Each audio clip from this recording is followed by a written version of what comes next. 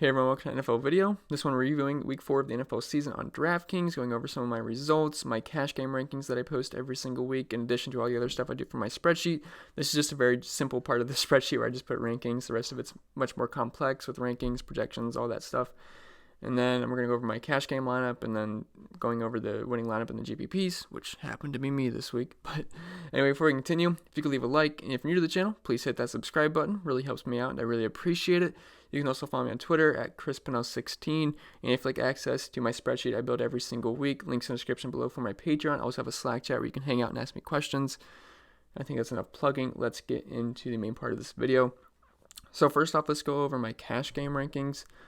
So I had Daniel Jones as my number 1 quarterback. He was 5,300 versus the Washington Redskins. I just loved the matchup versus them, and the price was too good to pass up, as it allowed me to load up at the running back position, which I thought was super important to get the 2 studs, CMC and Eckler, in for cash games. As for his performance, it wasn't anything special. He's only got 14 points, but the bright side was that none of the popular QBs, I mean, he was also popular, but guys like Wilson, Mahomes, they didn't ball out, so it really didn't hurt your lineups too much. Second, I had Russell Wilson, and he scored the exact same amount of points as Daniel Jones, but he was also nearly 1,000 more than he was, so he did cost you in other parts of your lineup, so maybe you missed out on a receiver or running back. And my concerns for him going into this week was that he wouldn't have to throw a ton to stay in this game. He wasn't in my core plays video for that reason. And, he didn't do terrible. The touchdowns just didn't come, though. He had one through the air and didn't really do much of anything on the ground. He had 2 rushes for 7 yards. But I didn't have him as my number 2 guy. Did not do very well whatsoever. And then number 3 was the big winner of the week, Jared Goff, who pretty much had no ownership. I believe he was 1% owned in one of the cash games I was in. And yeah, I had him as my number 1 quarterback of the week on my core plays video, and man, did he ball out. Rams were getting pounded early on, which led to a heavy pass-heavy attack for the Rams, as he had a massive 68 passing attempts. Now, that's probably never going to happen again in his career, but still, we will take it. 517 yards, 2 touchdowns. Did have 3 turnovers, though, but still a pretty impressive day with 27 fantasy points. Kyler Murray had number 4. He wasn't bad, but he wasn't good either versus Seattle. He showed us that high floor again this week with his work on the ground, as he had 27 yards and a touchdown to make up for that 0 touchdown stat line through the air. He scored 17 points, which did outscore Wilson and Jones, but he wasn't anything spectacular. Then Patrick Mahomes, I had him 5th, and really just because it's Patrick Mahomes, I hate to leave him off.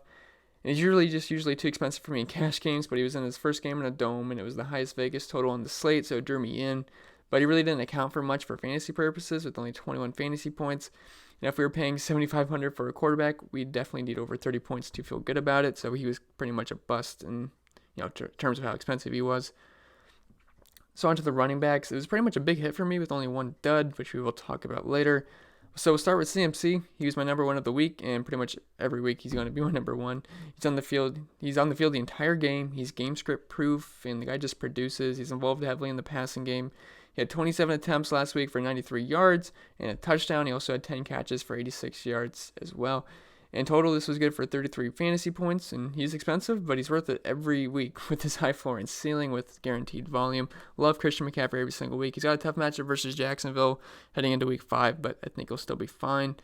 Austin Eckler, he was my number 2, and I was actually very back and forth on Eckler this week. So at the beginning of the week, I was all in. Middle of the week, I backed off with the Gordon news.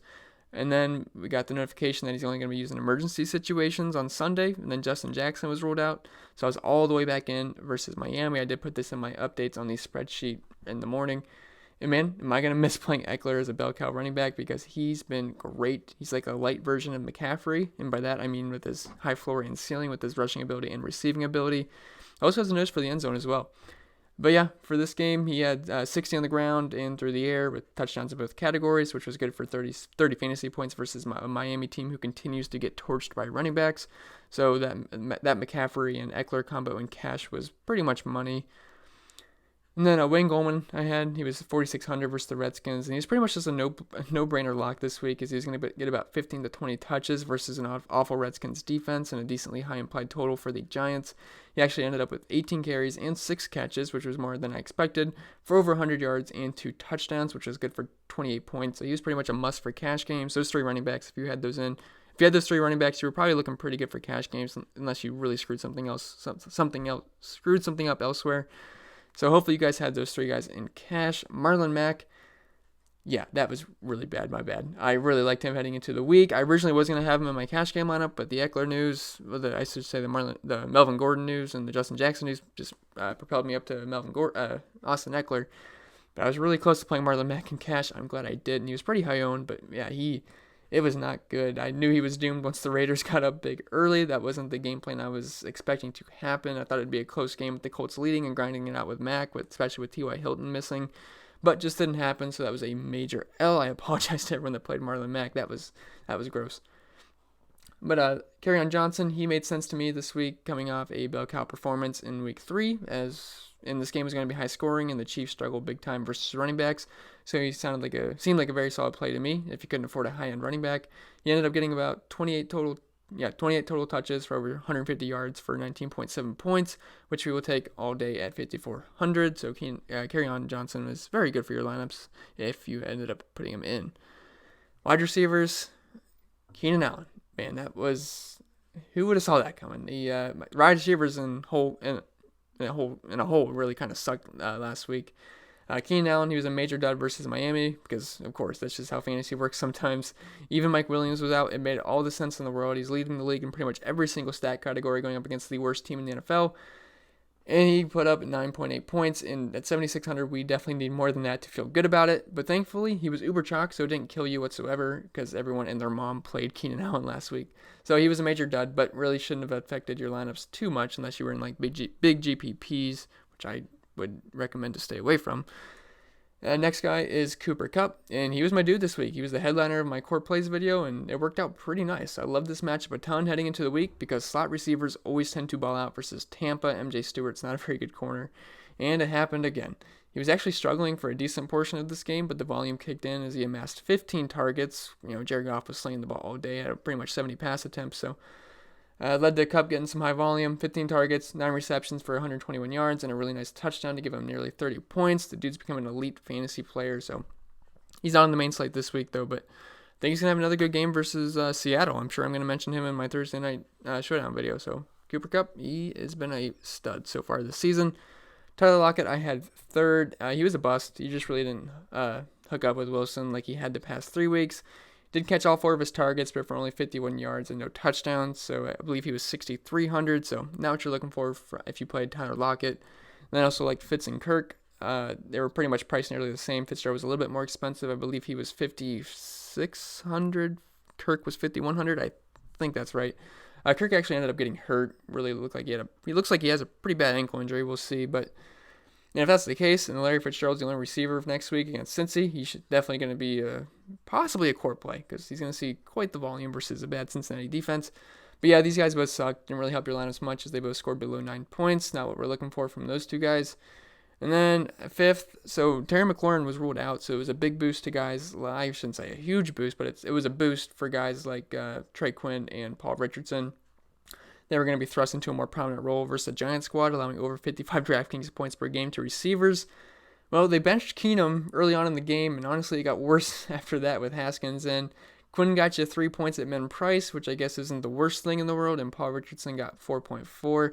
Both pretty gross, but they did let you spend up at other positions, though, which personally worked out for me, so they really didn't kill my lineup. And then the tight ends. So really, it was just one guy for me this week. I knew I was just going to play Will Dissly, and the rest were just fillers just to get my 5 rankings out. I was pretty much all in Will Dissly, and he continued the trend of tight ends versus Arizona. They were just getting absolutely smoked by the tight end position this season. They're allowing over 30 points per game. Well, they were after 3 weeks. I'll have to see what that is after 4 weeks. But so Big Montana can do it. We can pretty much fire up anybody and everybody versus them every single week. He had 8 targets with 7 catches and 57 yards and a touchdown. He smashed value. He was very cheap and just balled out. So Will Dissly was my number 1 guy. Evan Ingram, he busted at his price tag. He only had 9.4 points. That was pretty gross. I expected a lot more from Evan Ingram than that. Waller was okay at 5,200. He scored 12 points, and he seems to really be one of the safest plays at the position each week. He had 7 catches for 53 yards. He's got a major role in that offense. He hasn't scored a touchdown yet, but he's solid every single week. And next guy was Greg Olsen. He was very, very, very bad with 2.5 points. I really thought he would have a decent game versus Houston, but that just did not happen. So that was that was an ouchie. And then Kelsey, he got 15, which is pretty much safe for every single week. But if he doesn't score, you're never really going to be happy spending that much for him if he's only going to get you 10 to 18 points. You're really looking for him to get that touchdown to get over the 20-point threshold. And as for the defenses, the Chargers, they were fine versus Miami. Got you 11 points. You're really hoping for them to get a little bit more, though, with that price tag. The Patriots continue to dominate on defense. They got 25 points. Denver was okay, getting 5 points at 2,900. Then the Rams, gross, but they did save themselves with the defensive touchdown. But other than that, it was a major yikes from the Rams defense. Got absolutely murdered by Jameis Winston and Chris Godwin. And the Panthers, they actually graded out as the number one value in my model heading into the week. And I ended up trusting it. I just threw it in, and then they were cheap. Ended up working out. They got 14 points, and I'll take that all day at only 2,300, so that was pretty nice. So that was it for the cash game rankings. So my lineup is on the left here. This is my main lineup heading into the week. So we had Daniel Jones, who was my number one guy. Had my two top running backs of Christian McCaffrey and Austin Eckler. Had my number one and number two receivers in Keenan Allen and Cooper Kupp. Then I threw in Trey Quinn because I needed that salary relief, and I figured if I could get any point at all from a guy that's 3K, I will take it. Will Dissly was my number one guy at tight end, so I had to throw him in there. Then Wayne Gallman was my third-ranked running back. And then the Panthers defense, I had about 2,600 left for defense. I was originally trying to get Denver defense in, but I figured it wasn't worth dropping anybody like Cooper Kupp or Austin Eckler or any of those guys just for a defense. So I ended up going with my number one in the model value-ranked defense, the Panthers, and they ended up doing very well, 14 points. Lineup got 181, so I ended up working out very well for cash. I think before the Melvin Gordon news, I was originally going to go with, I think, Marlon Mack instead of Eckler, and then I had Terry McLaurin in with Cooper Kupp and then Denver defense, but, Terry got announced out, then the Melvin Gordon news, so I ended up bumping that up, which I'm glad it did because this lineup did much better. So, and then for the GPP, one of the GPPs I was in, so this is what I'm saying, guys. So I said last week in my last video for the results, if you guys scroll all the way down, you can find smaller tournaments. So there's like a whole bunch of ones for $50, a whole bunch for $100, 150, 200, whatever. I don't know how much you guys play. So they're like 45 people. You can find some for 60, some for 20. I like these 45 man ones. And actually, I don't understand it. So this one, it was 45 person tournament. When that locked, there was only 35 people that joined, so there's already a major edge. And so there's 45 people, it pays out 10, which is honestly a pretty good payout structure. Only 35 people joined, and this contest still went on, so that was just a major edge right there. We're missing 10 contestants, so I mean that was really nice. And you don't need to score a lot of points to win tournaments. So if you guys just enter a whole bunch of these like mini tournament things, you can win a whole bunch more money than, because if I threw this line in a Millie Maker, I'm barely winning any money because I know the winning lineup was like 250 some points, I think. I don't play the Millie Maker, so I don't know, but I remember seeing the winning lineup. I think it was like 250. You can win tournaments here by only scoring 181 points. I mean, the guy in second was at 149, so you really didn't have to score any. You had to score like 150, and you can win tournaments. And if you play multiple of these small tournaments, you're gonna rack up more money than you are ever playing the Millie Maker, unless you end up hitting the nuts one day, which probably not gonna happen. So anyway, that's just my opinion on how you should play tournaments. Scroll all the way down. Find these $50, $100 tournaments. Play those with your bankroll instead of wasting it in the Millie Maker.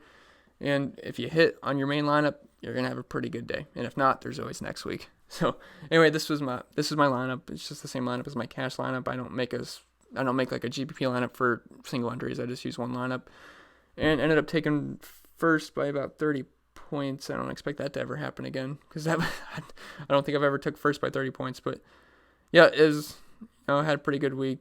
The same lineup as I just went over. So 181 points. I hope you guys had a really good week as well. I was originally going to go into the first look for week 5 and build a lineup, but there's a lot of research to do. I was playing around with lineups, and I need to find some value, guys, because I was running out of salary fast. So I'm going to look into that more. I'm going to do my core play video tomorrow. Maybe I'll make a lineup building video, but I'm kind of thinking my schedule is going to be on Mondays. Well, like Sunday night, Monday morning will be the showdown video for Monday. Then today I can do my results video. Tomorrow I'll do the core plays. Wednesday will probably be the showdown video or something else, maybe 2 videos. Then I'll do a lineup building video. Then I'll do the chalk on like Friday or Saturday. So I think that's the game plan. Let me know if you guys want anything else. But anyway, that's going to be it for the video. Remember to leave a like, and if you're new to the channel, please hit that subscribe button. Really helps me out. I really appreciate it. Appreciate all the new support on the channel. Got about 2,050 subscribers. I think I was like at 1,700 last week, something like that. So going up fast. Really appreciate all the support. Hope you guys had a great week, and I'll see you guys in the next video. Follow me on Twitter, and if you want access to my spreadsheet, links in the description below for my Patreon.